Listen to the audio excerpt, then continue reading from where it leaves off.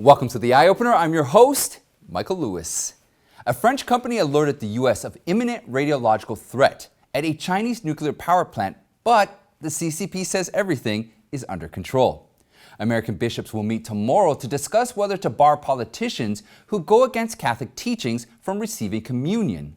2 Nevada counties declared they're going to go constitutional. What does it mean? A North Korean defector is shocked at the radical ideologies in American universities. She said it felt like the regression in civilization. Okay, my friends, let's take a closer look together.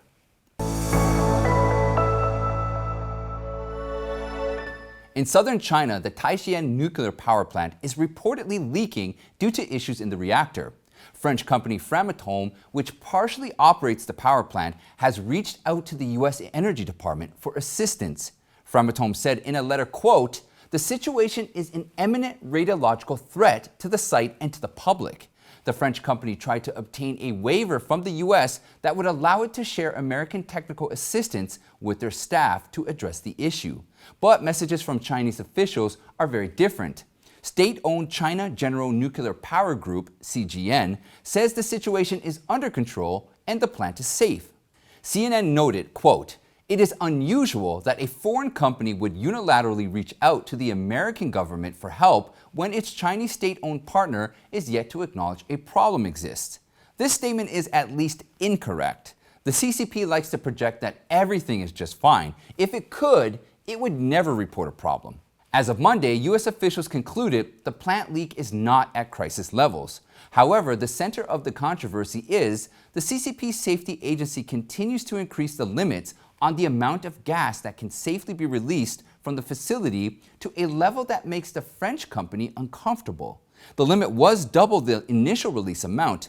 It's posing off-site risk to the public and on-site workers. AFP news agency tweeted on Monday, a Chinese nuclear company has deliberately released gas from a power plant into the atmosphere within authorized limits, as it seeks to fix an issue at the facility. Framatome's parent company EDF, which owns 30% of Taishan plant, has called an extraordinary meeting with its Chinese partners to review data from the reactor. With the closest margin ever, Israel's government, the Knesset, confirmed a new prime minister. On June 13th, Naftali Bennett was sworn in with a vote 60-59. He heads a coalition of parties that replaced Benjamin Netanyahu for the first time in 12 years. In a speech before the vote, Bennett said that the rekindling of nuclear talks with Iran was a mistake that would give a certain amount of legitimacy to Iran's terrorist efforts throughout the region. He vowed that Israel would never allow Iran to become a nuclear power. Bennett also addressed Biden directly. He thanked him for his support in the war and used the word bipartisan to describe Israel's efforts to reach out to both major American political parties. Bennett leads the right-wing Yamina party that opposes Palestinian independence and strongly supports Jewish settlements in the occupied West Bank and East Jerusalem. However, Palestinians and much of the international community see them as a major obstacle to peace. But Bennett's stance is being questioned by his new coalition, which only has a narrow majority in parliament and includes parties from the right, left, and center. The coalition was largely united by its desire to oust Netanyahu and varies widely along an ideological spectrum otherwise. Biden sent his congratulations to Bennett and asserted Israel has no better friend than the United States. Under the coalition, Bennett will retain the role of prime minister for 2 years before political centrist Yair Lapid takes over. Lapid is currently the foreign minister. American bishops will discuss whether the Catholic Church should prohibit pro-abortion and pro-LGBTQ politicians from receiving communion at their annual conference that starts tomorrow. Currently, church leaders remain divided on the issue. The topic is a delicate one since politicians, including the president, support abortion and same-sex marriage that are contrary to Catholic doctrine. Some church leaders believe these politicians shouldn't be allowed to receive the sacrament over their political stance. They are setting an example that you can go against church teachings and still receive communion. Cardinal Raymond Burke even suggests to label such politicians as apostates, people who renounce their religious beliefs. The annual conference of Catholic bishops isn't going to create immediate changes. Instead, the meeting will start the process of drafting documents that outline the church's stance on the issues as well as possible procedures to label apostates. In April, the Biden administration lifted restrictions on federal funding for medical research involving tissues derived from elective abortions. In New Jersey, the Board of Education in Randolph decided to replace the names of holidays with the words day off on its school calendar. A decision shocked many who attended the board meeting.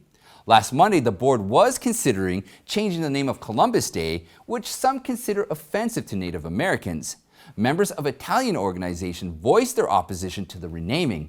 They explained the meaning and importance of Columbus Day to Italian Americans and said the story of Columbus wasn't properly told by historians. The board's motion was initially to remove holidays mentioning ethnic or religious groups in an effort not to offend any group. However, at the meeting last Thursday, the board took an extreme move to strip off all holiday names, replacing them with the meaningless day off. So not only religious holidays will be gone, Father's Day, Mother's Day, Veterans Day, Thanksgiving Day, all of them will be gone. The board thinks students would be better off not knowing what they're celebrating. The left pushes for inclusion and diversity and at the same time cancels them. To be really inclusive, students should be taught to accept each other's differences and become tolerant, rather than to always fear offending someone by their differences. Many religions, such as Christianity and Judaism, actually teach followers to be tolerant of other religious beliefs. Besides, each holiday has its own significance. It's far more meaningful than a day off from school. On Memorial Day, for example, students should be taught to honor American soldiers who died for this country.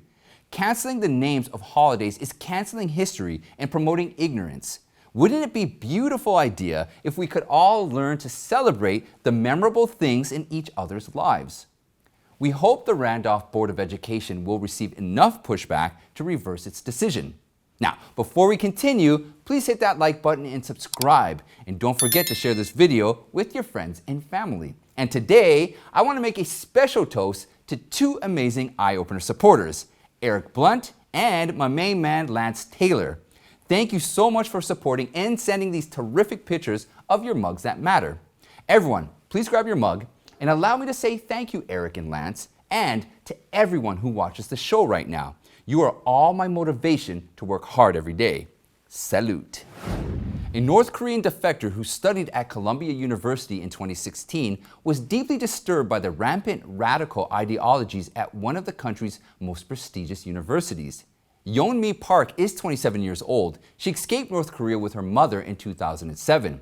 Her journey to freedom took her through China, Mongolia, South Korea, and finally America. However, to her surprise, she found so many similarities in this country to what she saw back in North Korea. Anti-Western sentiment, collective guilt, and suffocating political correctness. Park said she loves classic literature such as Jane Austen, but at orientation she was scolded by a staff member who told her those writings had a colonial mindset. They were racist and bigots and are subconsciously brainwashing you. Park was also shocked and confused that in every class students were asked their preferred pronouns. She said, "It felt like the regression in civilization." In North Korea, people don't have internet. They don't have access to different narrative, just communism. In America, people have access to everything. While enjoying this freedom, Park found too many Jews to be brainwashed, and they deny it. Americans have been born into freedom. Sometimes we forget how precious freedom is. However, for people who had lived under communist rule, they can easily spot this problem in today's American society. That's why we need history. We can learn from the wisdom of our ancestors and draw inspiration from the past to educate ourselves. But the left sees this too. They distorted how America was founded, how the founding fathers sacrificed their lives for the freedom of the American people. Western civilization is being twisted into a radical race struggle. It is ridiculous, but this ridiculousness isn't easily seen by those who've been taught this way from a young age. This so-called wokeness has greatly affected students' ability to think. Rusty Reno, editor of the magazine First Things, explained why he stopped hiring Ivy League graduates. 10 years ago, Ivy League graduates had a sense of entitlement and arrogance. Reno said some of these students would want to write the lead story on day one, but these shortcomings still have a positive side, such as confidence and ambition. You can live with it, the editor said. However, in just 10 years, these Ivy League graduates have developed a kind of distorted view of reality. But now I'm seeing these young people that they have, to be frank, a kind of distorted view of reality. I mean, pronouns, worrying about pronouns. I mean, how can you get work done if everybody's tiptoeing around the office worried about triggering someone? Sure.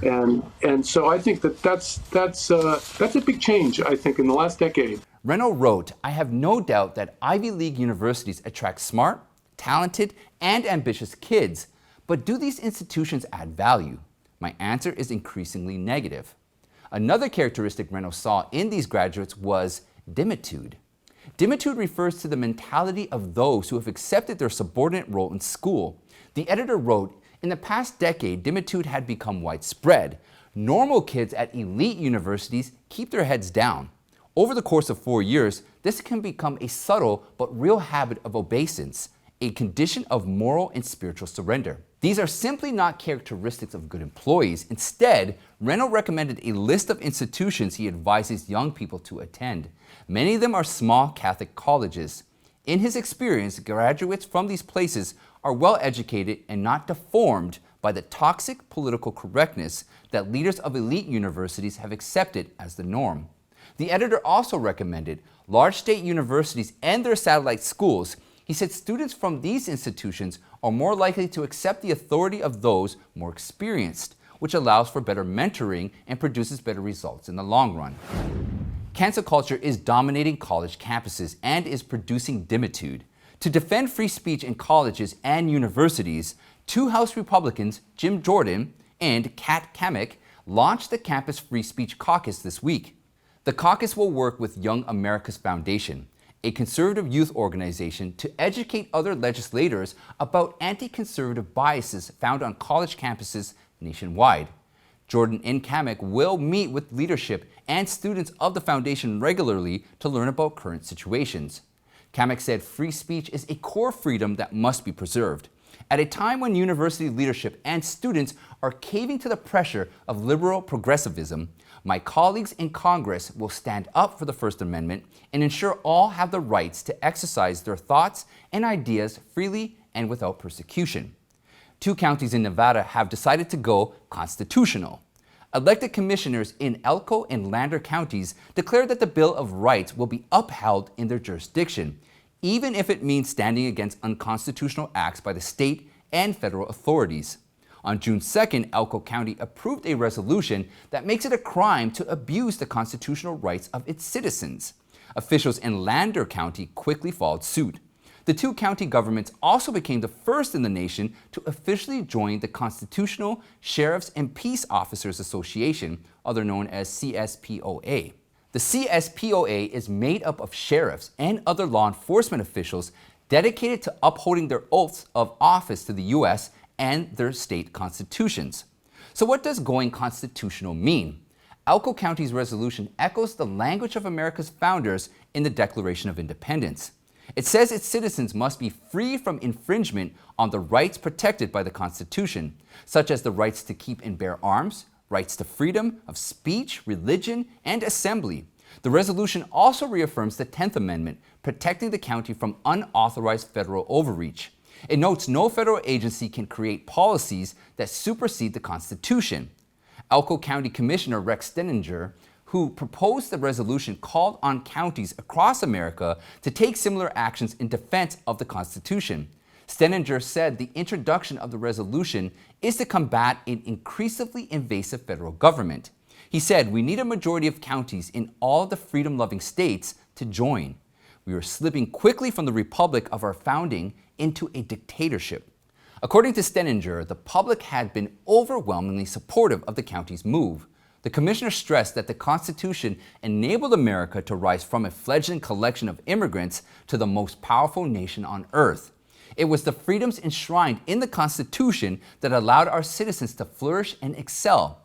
As the word spreads and citizens across America get involved, Sheriff Richard Mack, president of the CSPOA, said that these 2 counties are likely just the beginning. And that's it for today, my friends. Check out this playlist right here for more eye-opening content. You can join me on the Eye Opener Telegram chat room and follow me on YouMaker, Gab, and Parler. Don't forget, please sign up to the email list so that we can stay in contact. I'd like to thank you all, and I'll see you next time.